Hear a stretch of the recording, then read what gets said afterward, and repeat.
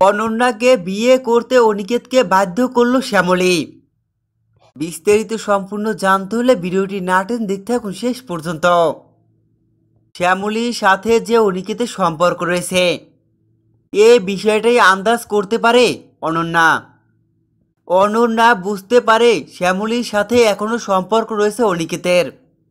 অনিকেত এখনো ভালোবাসে শ্যামলীকে। এই সবটা বুঝতে পেরে অনিকেতের কাছে এসে আসল সত্যিটা জানতে চায়।